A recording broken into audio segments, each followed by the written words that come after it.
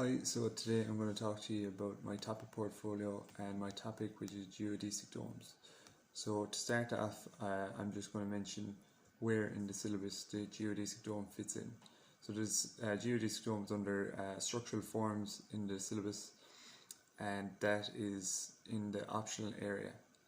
And at Leaving Cert level, you're not required to study geodesic domes beyond a frequency of 4.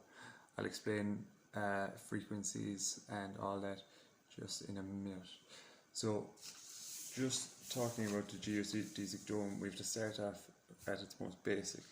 So geodesic dome is based on a shape called the icosahedron, which is a shape with 27 sides, each of those sides being triangular surface.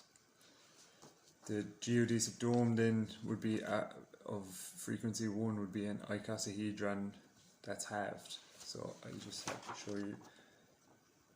So that is a geodesic dome of frequency 1. As you can see, it's not very spherical in shape. Its edges are quite rigid. These parts here are called the struts. And as you can see, not very spherical and doesn't look like a dome. And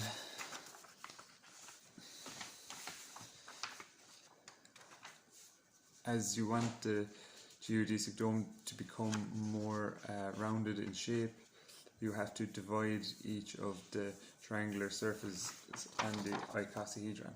So if we take this triangular surface here and we want to change the frequency, that just means we are dividing this circle. So we're just changing the structure.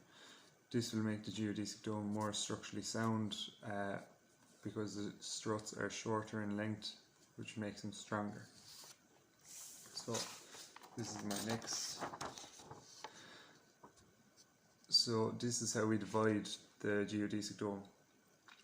So as you can see here, this is the triangular surface for the icosahedron. This is a frequency 2 geodesic dome, frequency 3 and 4. These triangles are divided up using a method called tessellation. This just means you divide the side by the number. So if it's 2 frequency, you can see 2 triangles on the side here, or on the bottom 2 triangles. Similar to that, 3 triangles, 4 triangles. And when you're drawing this out, as you can see, this is one that would be a frequency 3 because the triangular surfaces have been divided in 3. And what we do is we project out, so then we get a more spherical surface. So in the frequency 3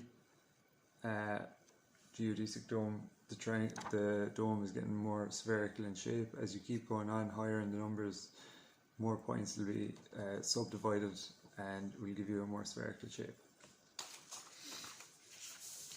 Finally, I'm just going to talk to you about my learning resource. So my learning resource for this topic was just to make a geodesic dome of frequency 2. Just as a quick little thing to help you visualize the geodesic dome. One thing that this is helpful for is to identify the connectors. So say if you didn't know geodesic domes and how to identify them, so what you do is you have to find these connectors here. You have to find which one of those is as a 5-way connector, not a 6-way. So as you can see, this is 6 because there's 6 lines going off it. Next one over, this one's 5 lines going off it. When we see one 5-line connector, we find the next one. So this one is 6, the next one is 5. What we do then is we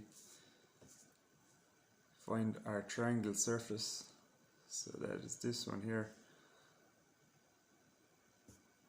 and as we mentioned earlier, we can just relate it back to our tessellation and see that it's a frequency 2 geodesic dome. similar triangle shape.